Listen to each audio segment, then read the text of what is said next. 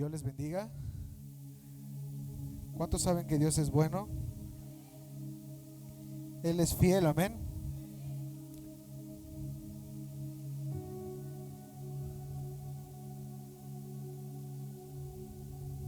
Dile que está a tu lado y te ves mejor que ayer.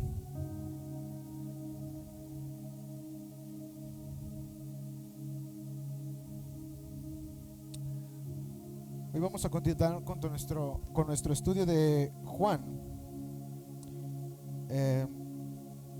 La semana pasada estuvimos hablando acerca de Juan capítulo 1. ¿Cuántos vinieron? Amén. Estuvo bueno, ¿verdad? Hoy vamos a hablar acerca de Juan capítulo 2. Vamos a emplear nada más la mitad del capítulo porque es un capítulo muy largo y que lleva mucha explicación. Tiene mucho teorema bíblico y también mucho que hablar acerca de un mover escatológico y profético, el capítulo 2. Como estábamos viendo, los evangelios tienen una profundidad o tienen un porqué. Mateo, Marcos, Lucas y Juan son los 4 evangelios en los cuales nosotros nos basamos, y es el evangelio que predicamos. Y el libro de Juan precisamente no es solamente un libro donde solamente nos cuenta una historia de qué vino a ser el Mesías, sino también nos relata a lo que vino a transformar el Mesías, cómo el Mesías iba a actuar en el pueblo, cómo iba a actuar en los hijos de Dios y cómo iba a actuar en el fin de la era. Conforme vayamos viendo Juan, vamos a darnos cuenta que Juan es un libro totalmente profético, escatológico y también teórico hablando bíblicamente. Amén. Entonces vamos todos al libro de Juan capítulo 2 y inclina tu rostro para orar en esta noche. Padre, te damos muchas gracias por tu palabra. Te rogamos, Señor, en esta hora que tú nos hables a través de ella. Tu palabra es verdad y contiene todo lo que está en tu corazón. Gracias por ello. Amamos tu palabra, Señor. Es la que nos brinda la vida, nos da un sentido, una dirección, un porqué a nuestro llamamiento.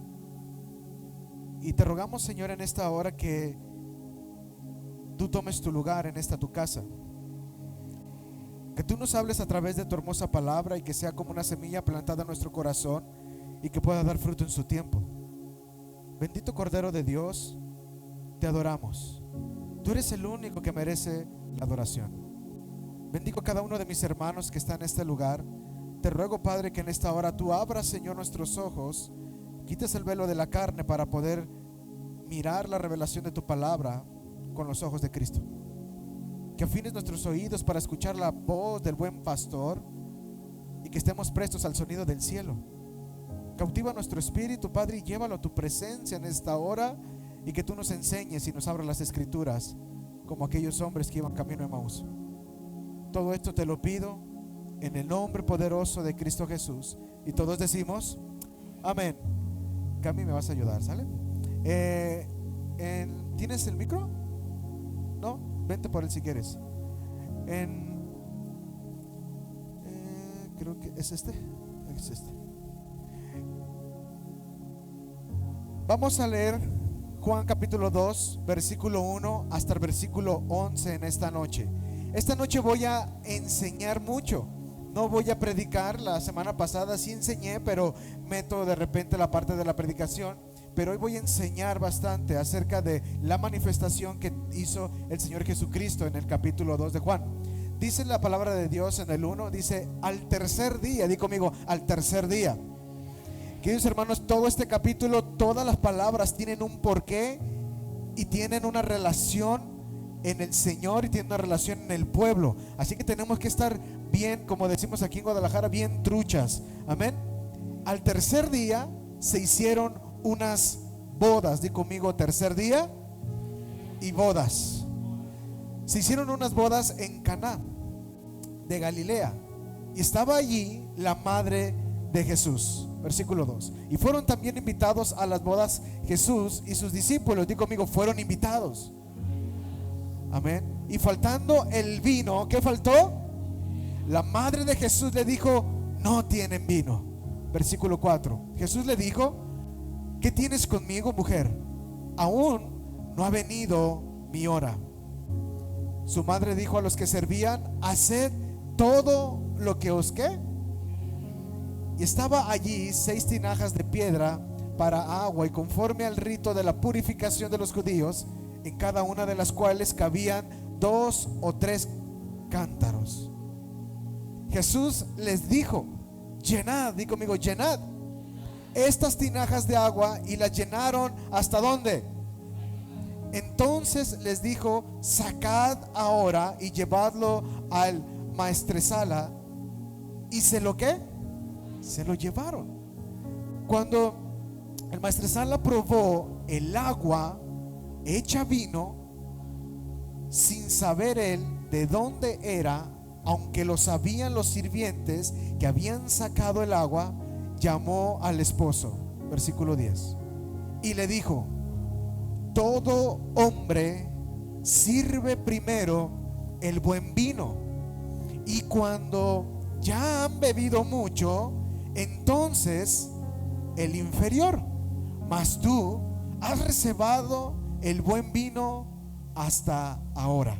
Versículo 11. Este principio de señales hizo Jesús en Caná de Galilea, y manifestó ¿qué? Y sus discípulos. Wow. Hasta ahí vamos a leer. Hasta ahí vamos a estudiar el día de hoy. Todo lo que acabamos de leer, querida iglesia, tiene una profundidad espiritual tremenda. Toda palabra, cada versículo, cada verso tiene una profundidad tremenda, y hoy lo vamos a ver.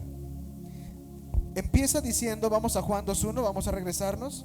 Quería que lo leyéramos completo para que nos diéramos cuenta de la historia. Todos conocemos esta historia, cuando el Señor Jesucristo convierte el agua en vino. Amén. Es cuando Él todavía no estaba en el tiempo de su ministerio, pero Él muestra esta señal, y sus discípulos es cuando creen en Él, quién es el hombre que anda con ellos. Amén. Entonces dice versículo 1: al tercer día, Cami, búscame Oseas 6:2. Al tercer día se hicieron unas bodas en Caná de Galilea. El tercer día, queridos hermanos, no es un dato cronológico menor o un dato cronológico porque se le ocurrió a Juan escribirlo. Lo escribió con un propósito, porque dentro de la palabra de Dios podemos encontrar que hay un estudio que se le nombra la numerología. La numerología bíblica tiene mucho sentido y nos abre el panorama de lo que muchas veces está establecido en la palabra de Dios. Amén. Hay muchos números en los cuales la Biblia lo repite. Uno de los números más repetido en la Biblia es el número 3. ¿Cuántos dicen amén? El tercer día, al tercer día resucitó. Él es Padre, Hijo y Espíritu Santo. Aleluya. Somos carne, alma, espíritu. Amén. Entonces, el número 3 simboliza o habla de la resurrección, de la manifestación y de una gloria revelada. Amén. Cuando el Señor Jesucristo llega a Juan, Juan está escribiendo Juan capítulo 2, él comienza dando una verdad. Al tercer día estaba dando un anuncio. Juan, escuchen bien, Juan estaba diciendo, escuchen bien, este fue el mover de la resurrección, que no era una resurrección palpable de que Jesucristo estaba resucitando, pero él estaba declarando que él iba a resucitar lo que estaba muerto en el hombre. Amén. Era una declaración profética. Ahorita lo vamos a estructurar bíblicamente. No crees que me lo inventé o me lo saqué de la manga. Amén. Oseas 6:2. ¿Qué dice Oseas 6:2, Camila? Nos dará vida después de 2 días. En el tercer día nos resucitará y viviremos delante de él. Ok, volvemos a ver que el tercer día o el número 3 habla de la resurrección, de que Dios todo lo renueva, lo muerto lo vuelve a edificar con vida, pero no con una vida como, vamos a darle vida al hombre. No, una vida conforme a su vida. Él es la resurrección y la vida, lo dice la palabra. Y cuando dice aquí que en el tercer día, está hablando de que iba a haber una resurrección, iba a manifestar algo poderoso el Señor Jesucristo en ese mover. Si nosotros nos vamos a la cultura judía, podemos darnos cuenta que había temporadas de bodas, y esta era la boda de Caná. Y al tercer día se hicieron unas bodas en Caná. Todo lo que Dios hizo, queridos hermanos, no lo hizo alá y se va. Todo lo hizo con un propósito, con una dirección, y nunca lo hizo fuera de tiempo. Todo lo hizo en su tiempo y correctamente preciso, porque el Padre le decía qué es lo que tenía que hacer. Amén. Entonces, una vez que vemos que al tercer día se hicieron esas bodas, ¿sí? Cada vez que Dios quiere manifestar su gloria, primero va a permitir un proceso, pero al tercer día siempre va a haber revelación de quién es Él. Dios no llega tarde a sus procesos, llega en el día exacto donde su gloria va a ser visible a los hombres. Juan, vamos al versículo 2. Fíjate lo que pasa en el versículo 2. Y fueron también ahí invitados a las bodas de Jesús y sus discípulos. Primeramente vemos que Juan relata que iba a haber una activación de una resurrección. Jesús en ese momento iba a hacer un acto profético. El que Él haya convertido el agua en vino no nomás fue un milagro más de Jesús, hermanos. No fue solamente Jesús hizo el agua en vino. No crees que solamente los discípulos se quedaron, órale, qué poder tienes. No, Jesús detrás de escena estaba manifestando un mover profético y les estaba dando a entender y a enseñar a los apóstoles y a sus discípulos lo que iba a pasar, lo que iba a suceder cuando el inicio o el ministerio de Jesucristo comenzara en la tierra. En el versículo 2 vemos que dice: y fueron también invitados. Di conmigo, invitado. ¿Quién fue invitado? Jesús y sus discípulos. Jesús no se autoinvita a ningún lado. ¿Cuántos dicen amén? Yo de repente sí me autoinvito, ¿sí o no, Mike? ¿Dónde está Mike? Yo de repente sí les digo, me gustaría ir a tu casa. Pero Jesús no se autoinvita a las bodas. Él fue invitado. Donde Jesús es invitado, querido hermano, surge una transformación. No puede seguir estando la cosa igual cuando Jesús entra en un lugar. ¿Cuántos dicen amén? Cuando Jesús entró a aquella ciudad que iba en un burrito, todo cambió. Toda la profecía fue cumplida en Él. Donde Él entró a la casa de aquel hombrecito que estaba en el árbol del sicomoro y le dijo: Jesús. ¿Y qué le dijo Jesús al chaparrito ese? Bájate de ahí. ¿Cómo se llamaba? Dice: bájate, Zaqueo, porque a tu casa voy a ir. Y dice la palabra que cuando Jesús entra a la casa, Él es invitado por Zaqueo a la casa, y Él dice en su palabra que Él tiene una transformación, este hombre. Y dice: ¿sabes qué, Jesús? Después de tener una charla que hablaron, no lo sé, no lo dice la Biblia.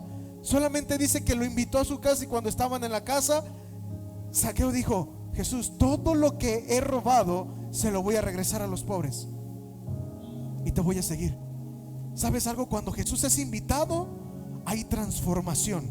Amén. Cuando Jesús es invitado, hay orden. Di conmigo, hay orden.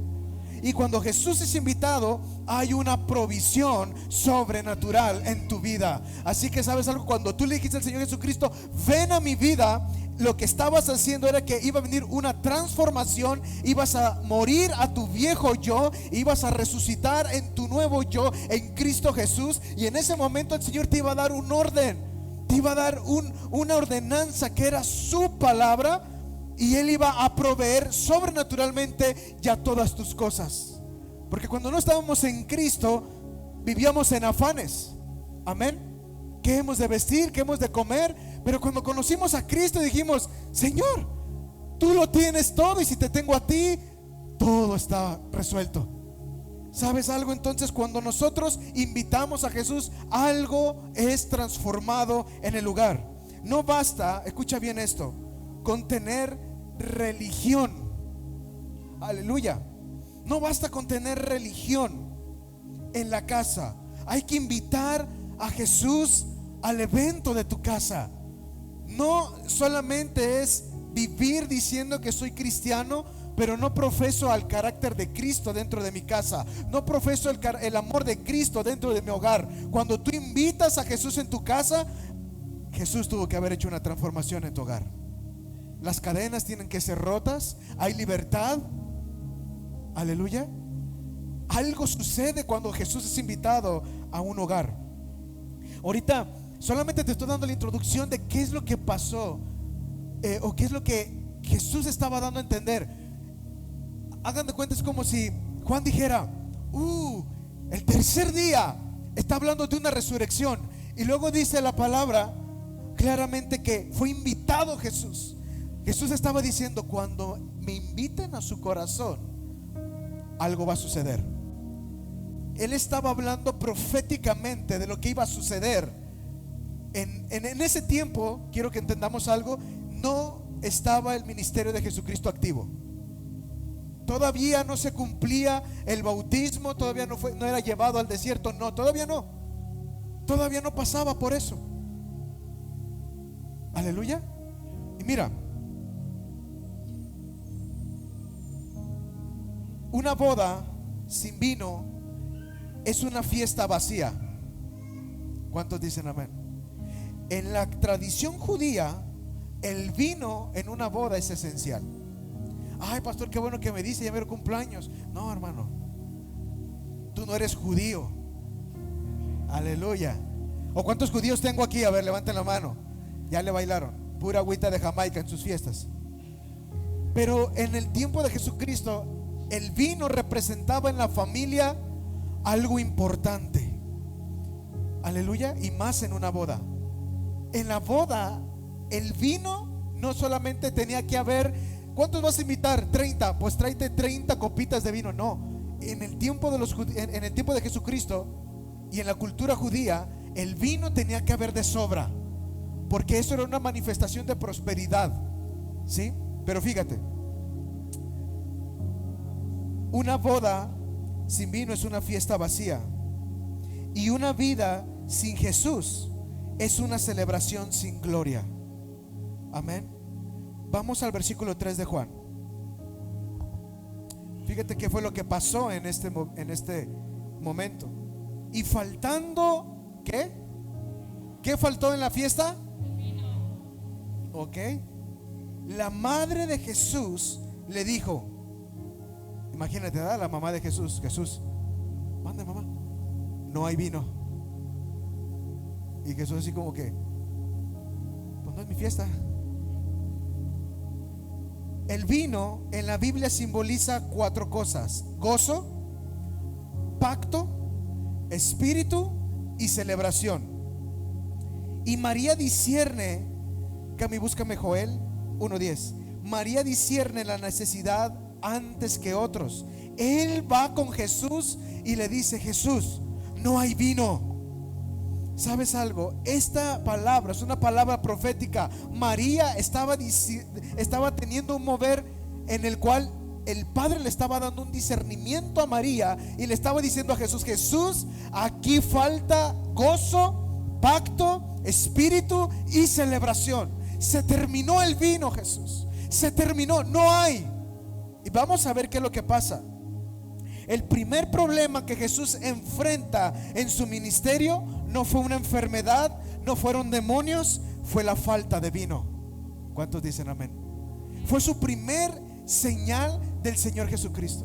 La primera vez que se enfrenta en su ministerio algo, no fue con una enfermedad, no fue con la mujer de flujo, fue por la falta de vino, la falta del gozo espiritual.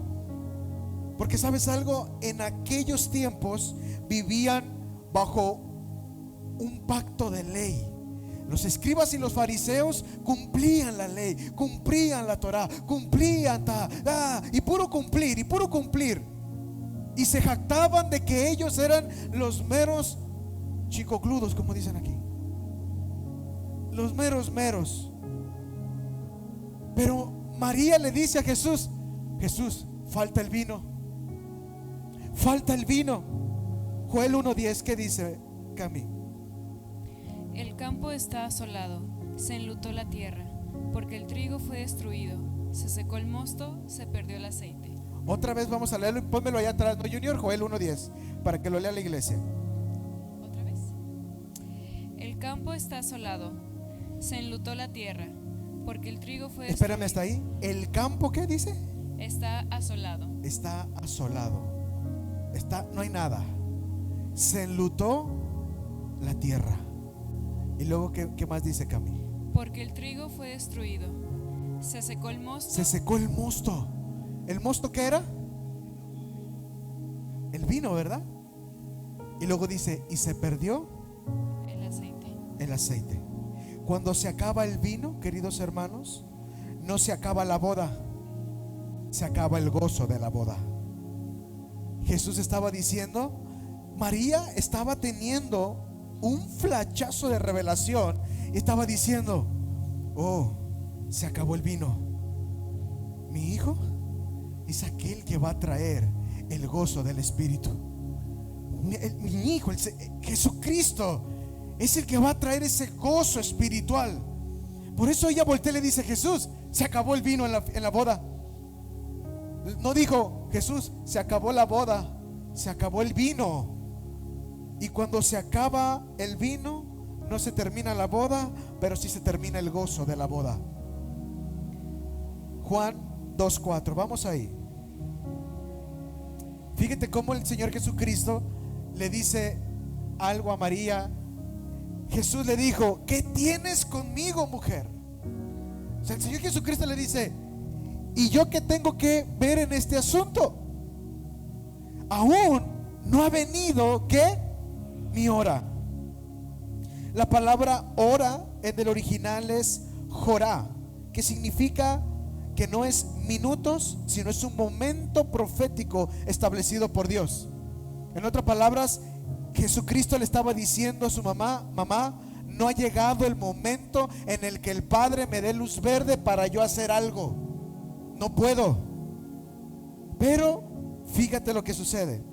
Jesús declara, no actúa por una presión emocional, pero actúa por una agenda de parte de Dios. Eclesiastés 3:1 dice, todo tiene su tiempo y todo lo que se quiere debajo del cielo tiene su hora. Jesús nunca actúa tarde, actúa cuando el cielo da la orden. Vamos al versículo 5. Su madre dijo a los que servían, o sea, Jesús le dijo, todavía no es mi hora.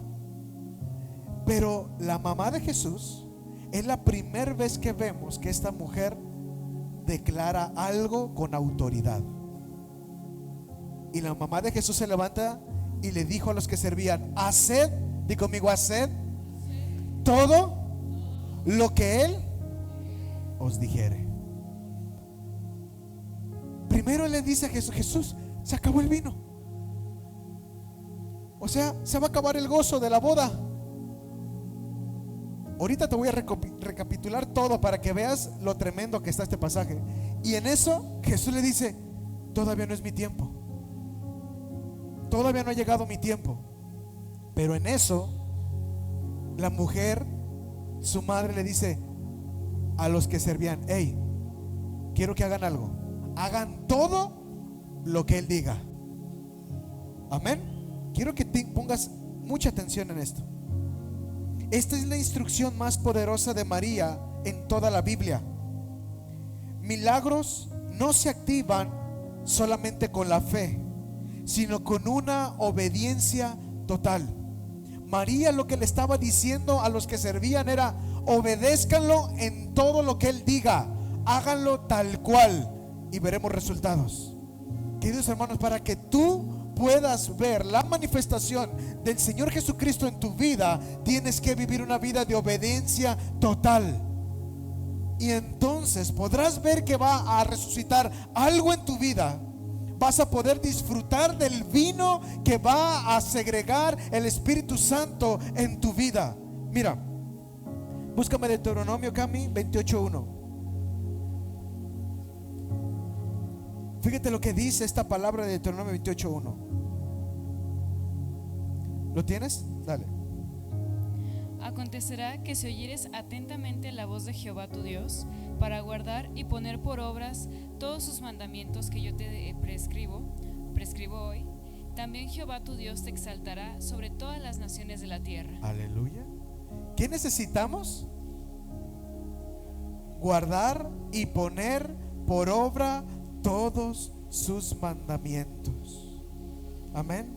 El milagro no comienza cuando Jesús habla, comienza cuando tú comienzas a obedecer. Aleluya. Por eso la mamá de Jesús le dijo: hagan todo lo que Él diga. Juan 2, versículo 6, vamos a regresar ahí. Y aquí es donde voy a centrar el mensaje para que comprendamos todo esto. Y estaban ahí 6 tinajas de piedra. Di conmigo, de piedra, para el agua. Pásame la tinaja. ¿Quién la tiene, Diego? Yo me traje, bueno, aquí en la iglesia estaba esta, y es algo muy parecido, pero no es igual. Las tinajas de piedra en aquel entonces tenían una forma muy parecida, pero larga, y el tamaño era como tanto así. O sea, estaban grandes. Imagínate esto multiplicado por 100, y eran anchas, y era de pura piedra, totalmente, no era de yeso como este, era totalmente piedra. Y dice que estaban 6 tinajas de piedra para agua, conforme al rito de la purificación de los judíos. Ellos tenían resguardada esa agua en ese lugar, y en cada una de las cuales cabían 2 o 3 cántaros. Los cántaros también eran algo muy parecido a esto, pero tenían en la parte de abajo como un soporte de metal que les ponían para que cuando ellos arrojasen el agua, toda el agua se destilara completamente y no quedara nada dentro. Pero también eran grandes. Entonces eso nos da como el panorama, que las piedras eran demasiado grandes, las tinajas eran grandes, ¿sí? Y en cada una de las cuales cabían 2 o 3 cántaros. Mira, las 6 tinajas representa el número 6 en la numerología de la Biblia. El número de la humanidad, ¿sí? Es el número 6, que es lo incompleto, lo que no está estructuralmente o divinamente adecuado o completo. El número 6 representa la falla. Amén. El número 7 es la plenitud. El número 6 es el número de la humanidad, es lo incompleto. Y la piedra en este pasaje representa la ley, la rigidez y la tradición. Entonces, si nosotros vemos algo, es que eran 6 tinajas. Estaba representando a la humanidad. Jesús estaba diciendo: esta es la humanidad, y están sujetos bajo la ley, bajo una rigidez, bajo una tradición. Están siendo en un mover solamente de religiosismo. Pero Jesús, la palabra viva, el verbo de Dios, como lo vimos en el Juan capítulo 1, la palabra viva estaba dentro de esa pequeña bodega con las 6 tinajas con agua, y estaba representando que eran de piedra porque el hombre estaba bajo la ley. Amén. Estaban bajo un estatuto de ley, estaban bajo una rigidez espiritual, bajo una tradición solamente. Y dice que era el rito de la purificación de los judíos. La purificación judía era una religión sin vida. ¿Qué era lo que ellos hacían? Ellos se lavaban las manos y creían que ya habían cumplido, pero por dentro su vida era una vida de pecaminosidad.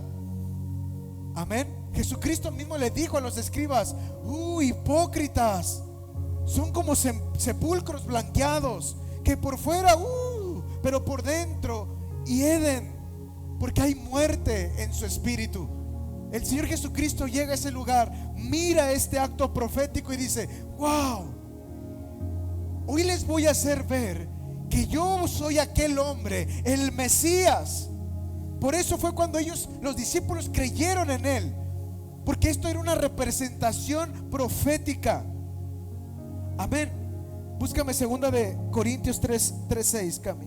Jesús no trae vino nuevo en odres viejos, pero sí transforma lo viejo cuando lo viejo se rinde. Voy a volver a decir esto: Jesús no trae vino nuevo en odres viejos, pero sí transforma lo viejo cuando lo viejo se rinde. Aleluya. Él estaba declarando una verdad: yo soy el Verbo hecho carne. Porque Juan en el capítulo 1 nos lo hace saber, ¿verdad?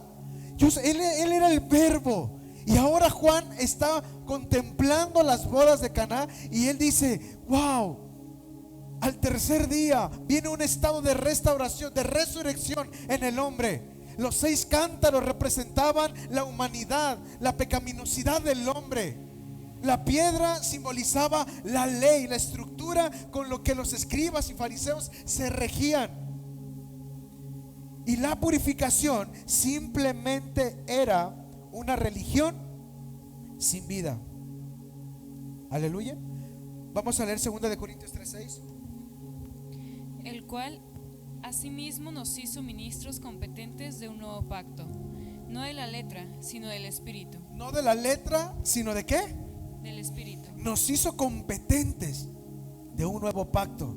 El Señor Jesucristo les estaba anunciando: ese día viene un nuevo pacto para el hombre, y ese pacto es mi sangre.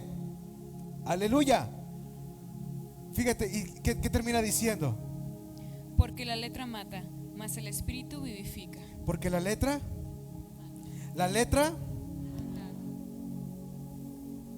el Señor Jesucristo estaba diciendo: esta es la humanidad. Esto representa la humanidad. Hay pecado en ellos, pero están bajo una ley que creen que al cumplirla solamente ya. Y él en 2 Corintios, en su palabra, dice: nos hizo competentes en un nuevo pacto. No de la letra, no del conocimiento como lo tenían los escribas, los fariseos, sino del Espíritu. Porque la letra mata. Hermanos, no crean que la palabra de Dios es la que mata. Si tú lees la Biblia, no vas a ver, no, es que la letra mata, no. Amén. La palabra de Dios edifica. Le dice: mas el Espíritu va a vivificar. Mira, aquí es donde todo cobra sentido. Jesús nunca va a desechar tu pasado religioso. Él lo va a redimir y te va a transformar a un hijo de Dios. Vamos a Juan 2:7. Aquí viene la instrucción. Juan 2:7. Jesús les dijo: llenad estas tinajas de agua. Y las llenaron hasta arriba. Di conmigo: hasta arriba. Hasta arriba significa obediencia sin reservas. Dios no llena recipientes a medias, hermanos. Dios cuando llena, llena hasta arriba. ¿Cuántos dicen amén? Lucas 6:38. Fíjate cómo es esta ley que habla el libro de Lucas.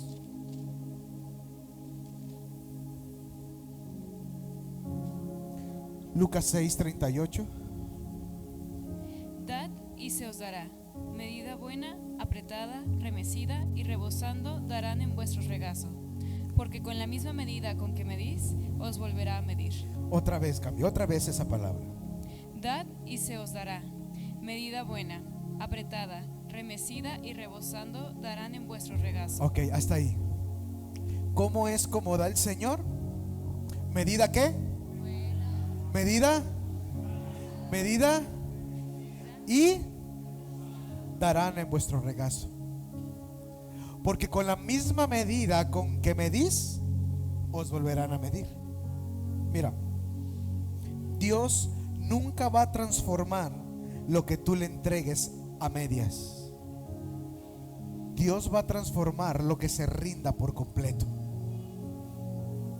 Aleluya. Dios no va a honrar tus mitades. Dios es un Dios de todo o nada. Dios es: ¿me sigues? Sígueme. Pero quiero que sepas algo: ni yo tengo donde recostar mi cabeza. ¿Me vas a seguir? Sí, Señor Jesucristo. Hasta la muerte, le dijo Pedro. Y el día que lo crucificaron, ¿quién estaba a su lado? La pregunta de esta noche es: ¿cómo estás llenando tu tinaja? ¿Está llena? ¿Estás rebosando por el Señor? ¿Te has rendido por completo a Él? Aleluya. Vamos al versículo 8.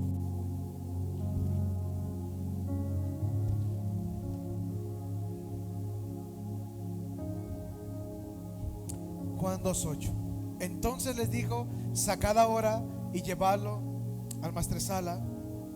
Y se lo llevaron. Versículo 9. Fíjate. Cuando el maestresala probó el agua hecha vino, sin saber él de dónde era. En este versículo habla de una fe en acción. Cuando él le dijo: sacad ahora, imagínate, agarran y ellos van caminando con su tinaja de piedra. La obediencia, la orden la dio el Señor, ¿sí o no? Sáquenla ya, llénenla de agua. Fueron obedientes. Ahora tómenla y sáquenla. Y en el curso, en el trayecto, lo más probable fue cuando se fecundó el vino. Y cuando él llega, imagínate los sirvientes sabiendo que traen agua, y ahora Jesús les dice: llévenselo al que prueba el vino.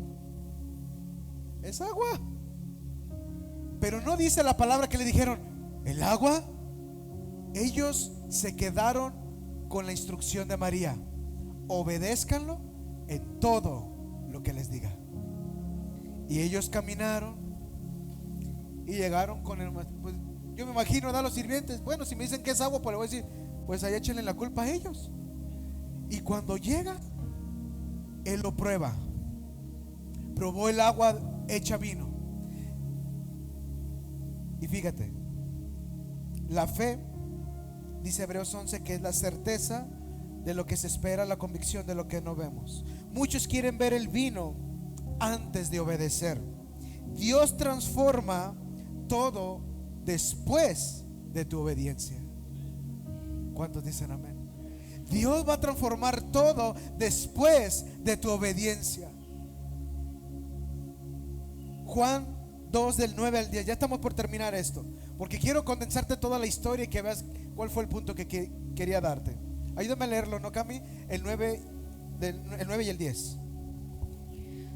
Cuando el maestresala probó el agua hecha vino, sin saber él de dónde era, aunque lo sabían los sirvientes que habían sacado el agua, llamó al esposo y le dijo: todo hombre sirve primero el buen vino, y cuando ya han bebido mucho, entonces el inferior. Mas tú has reservado el buen vino hasta ahora. Este principio de señales hizo Jesús en Caná de Galilea, y manifestó su gloria, y sus discípulos creyeron en él. Ok, el mejor vino, di conmigo, el mejor vino en el reino viene al final. El reino de Dios no va en decadencia, el reino de Dios va en aumento. Era lo que les estaba dando a entender Jesús. En mi reino nada va a ir en decadencia, todo va a ir en aumento. Lo último que Dios hará en tu vida será mejor que lo primero que hizo en tu vida, querido hermano. Todo lo que hizo Dios primero será mejor hoy en este día que lo que Él ya realizó hace 10 años en tu vida. Por eso dice la palabra: no traigas a memoria las cosas pasadas ni las cosas antiguas, porque yo he hecho dar a conocer algo nuevo. Y hace una pregunta: ¿acaso no se las haré conocer a mis hijos? Aleluya. Lo último que Dios hará en tu vida será mejor que lo primero. Y terminamos con el versículo 11 para ahora sí recapitular todo. Este principio de señales hizo Jesús en Caná de Galilea y manifestó su gloria, y sus discípulos creyeron en él. La palabra principio de señales no fue un milagro aislado, fue el modelo del reino de Dios. El propósito del milagro no fue el vino, fue manifestar su gloria y afirmar la fe de los discípulos. Juan 11:40 dice: ¿no te he dicho que si crees verás la gloria de Dios? Jesús no solo cambia el agua en vino, cambia procesos humanos en una gloria divina. ¿Cuántos dicen amén? Ahora sí, ahí te va todo el choro que te aventé, te lo voy a resumir. Pásenlos de la alabanza. Vente, Dani, pásate el piano.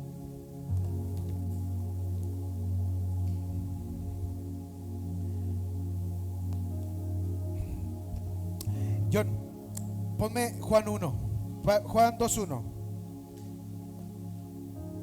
Pancho, ¿me ayudas a quitar el púlpito? Porque quiero... Eso es, gracias. Ahora sí, toma libre así.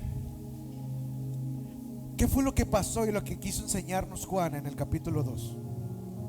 En el capítulo 1, Juan nos da una fuerte clase sobre la palabra hablada. Cómo la palabra tiene poder, cómo la palabra desde el principio estaba con Dios y era Dios. Y vemos el poder absoluto en primera de Juan, como el Señor nos dice: ahora sobre de ustedes, ese poder que actúa en mí, ahora ustedes lo tendrán. Por cuanto yo los he adoptado, ahora pueden clamar Abba Padre. Es lo que vemos en Juan capítulo 1, ¿sí o no? Lo vimos la semana pasada. Y ahora Juan nos enseña en el capítulo 2 una historia narrativa de lo que iba a pasar con el hombre y de lo que iba a hacer el Señor Jesucristo.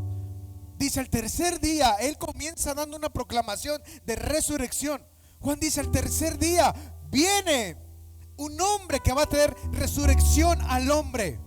El hombre va a estar muerto en delitos, en pecados, bajo una ley que ellos creen que cumpliéndola ya son partes del reino, pero no. Solamente están siendo un estereotipo de la ley, pero no están siendo hijos del verdadero Dios. Y Juan en ese momento empieza a relatar la historia y dice que viene a Caná. Él fue invitado, él y sus discípulos. Y Juan le estaba diciendo al mundo: cuando llegue la hora en el que tú abras la puerta y se cumpla la palabra de Apocalipsis 3:20, yo estoy a la puerta y llamo, y si alguno oye mi voz y abre la puerta, yo voy a entrar a él, voy a cenar con él y él conmigo. Fue el mismo acto que pasó con Zaqueo. Él lo invitó a su casa y fue transformado. Juan estaba diciendo: no solamente aquel que crea en la resurrección de aquel Jesús que les estoy hablando va a ser totalmente salvo, va a ser aquel que lo invite personalmente a su casa. Esta es la casa del Señor Jesucristo, este es el templo del Espíritu Santo. Y Juan le está diciendo: cuando ustedes lo inviten, algo va a transformar en sus vidas. No va a quedar la cosa igual. Y después de eso empieza a mostrarnos Juan que dentro de la transformación hay una regla, y es la obediencia. Y María se levanta y le dice: Jesús, no hay vino. Cuando el vino representaba el gozo del Espíritu, la fortaleza, el gozo, el pacto. Cuando Jesucristo vino, queridos hermanos, Él vino a restablecer el pacto entre el hombre y Dios. Cuando el hombre pecó, eso se destrozó, no había comunión, no había nada. Y en el corazón del Padre siempre estuvo restablecer el orden y decir: ella es mi amada y yo soy su amado. Por eso el acto fue en un mover de boda, no fue en un mover de la fiesta de las... No, fue en el tiempo de las bodas de Caná. Ahí fue porque Jesucristo, por medio de Juan, nos estaba enseñando que Él iba a restablecer el pacto entre la novia y el amado. Iba a venir un mover, iba a venir un día en el que la iglesia iba a despertar en el nuevo pacto. ¿Cuál nuevo pacto? Cuando dice Mateo capítulo 25, versículo 23 creo, donde dice: esta es mi sangre que por vosotros se derrama. Este es mi nuevo pacto en mi sangre que por vosotros se derrama. Jesucristo era el nuevo pacto.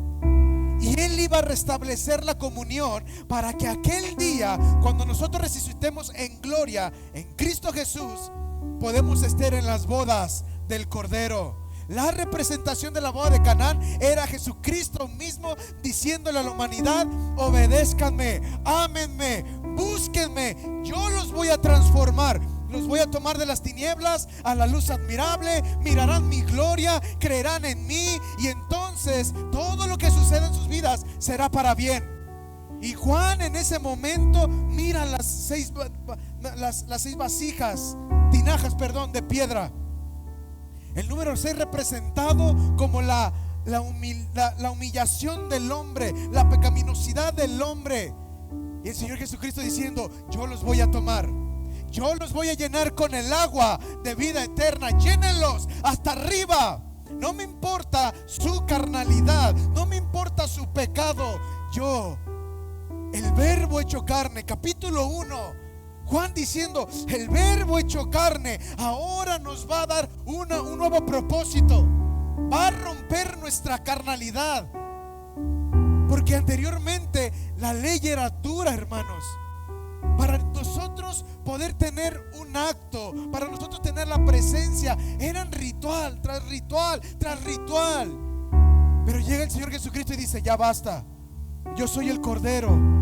Yo soy el Cordero que quita el pecado del mundo. Yo voy a tomar al hombre, lo voy a llenar de mi espíritu y le voy a brindar el gozo de su salvación. El vino representaba el gozo, y Juan estaba diciendo: todo aquel que crea en Él va a tener la llenura del Espíritu. Y entonces el Señor Jesucristo lo que estaba enseñando ahí era que no importa que la fiesta, la boda continúe. Lo que importa es que el vino esté de continuo en el hombre. El gozo, hermanos, no es la felicidad, no es andar no, eso no es el gozo. El gozo del Señor, dice la palabra de Dios, que el gozo del Señor es tu fortaleza. ¿Sí o no es verdad? El gozo del Señor es tu fortaleza. En medio de la adversidad yo vivo gozoso. En medio de la escasez yo vivo gozoso. No podemos estar solamente empleando nuestra vida bajo el régimen o el sistema de la felicidad de este mundo. Yo ahora amanecí con ganas de no vivir. Algo está pasando con tu vino. Yo ya amanecí, que nadie me hable, ando de malas. Algo está pasando con tu vino. María le dijo: Jesús, ya no hay vino. Se está acabando el gozo. Como que ya la iglesia me suena aburrida. Como que ya el pastor ya me tiene cansado. Como que ya no quiero ir. Prefiero descansar. Algo está pasando con el vino. El vino se está perdiendo. El vino del Espíritu Santo o el vino del reino, la palabra de Dios habla acerca de dos vinos: el vino de la ramera y el vino del reino. Cualquiera que tú tomes te va a provocar un efecto secundario. En lo natural, cuando nosotros tomamos vino, provoca una dilución moral en nuestra vida, mental, física. Aquel hombre estudiado, muy preparado y con un buen traje, cuando se pone borracho termina desnudo en la calle, tirado y vomitado, porque el vino trae una dilución en el hombre. Depende del vino que tú tomes, serás lleno. El vino de la ramera simplemente te va a tomar, y cuando menos pienses vas a estar tan esclavizado al pecado como no lo nunca lo has vivido. Pero cuando eres embriagado por el vino de Dios, el vino de Dios te muestra a Dios tal cual es Él. Aleluya. Y entonces empiezas a mirar que Dios es un Dios poderoso. Empieza a mirar que Dios es un Dios fuerte, y que el gozo del Señor es tu fortaleza. Y aunque estés entre la tempestad, mira, en estos días el Señor me dio una clase tremenda. Estaba leyendo cuando Jesús estaba dormido con sus discípulos. ¿Cuántos recuerdan eso? Jesús dormido así, y el mar, y todos los discípulos: ¡ah, Jesús! el Pedro, el machín. ¡Ah! Nos hundimos, Señor. Despiértate. Y Jesús, ¿qué?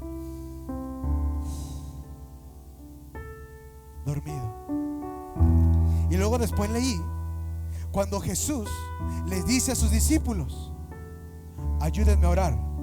Y Él se va y Él está despierto y sus discípulos están.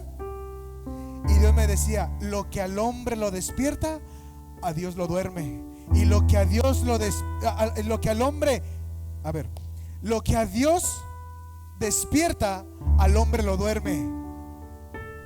Amén. ¿Cómo es? Y lo que a Dios despierta, no, eso dije, a lo que a Dios despierta, al hombre lo duerme. Y a lo que al hombre despierta, a Dios lo duerme. Eso, es que era un trabalengua, pero Dios me habló así, hermano. Y a mí me sacudió y dije: wow, a Dios está despierto en la oración, en el ayuno, en la actividad espiritual. Y el hombre, pero cuando el hombre está en un mover de presión, el hombre está así y Dios dice: eso para mí no es nada. ¿Cuántos dicen amén? Entonces Juan termina relatando una historia magnífica en capítulo 2 y dice: y entonces se lo llevaron el buen vino y lo tomó el hombre y dijo: tú has dejado el mejor vino para el final. Y Juan estaba diciendo: ustedes van a ser el vino del final. Ustedes van a ser aquel vino que muchos van a probar y van a decir: esto es lo mero bueno que yo necesitaba. El aumento o el crescendo de su vida espiritual, hermanos, va a ser conforme a la base estructural de la búsqueda en Cristo Jesús. Y entonces Juan termina estas dos historias. Perdón, esta historia, falta otra historia. Esa la vamos a ver el siguiente jueves, donde Juan les dice: y por estas señales se dio a conocer su gloria, y sus discípulos creyeron en él. Entonces eso quiere decir que los discípulos no creían en él. Qué tremendo, ¿verdad? Hasta ese momento creyeron en él. Y Dios hablaba a mi corazón y me decía: la iglesia va a recibir nuevo vino, un vino fresco, donde muchos van a tomar del vino de ustedes y van a decir: mochilas para los cuadernos.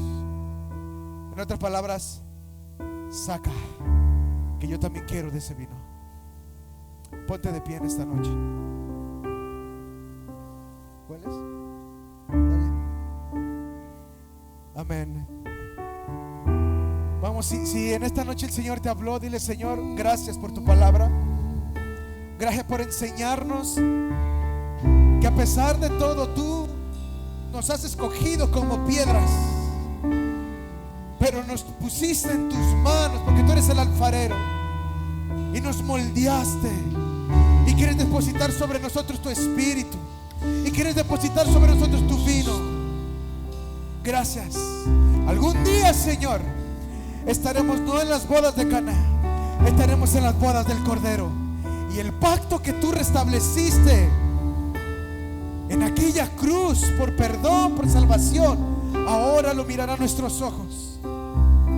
Y ahora no solamente entrarás a nuestro corazón, ahora tu novia será invitada a la boda del Cordero juntamente contigo. Te amamos, Jesús, adórale.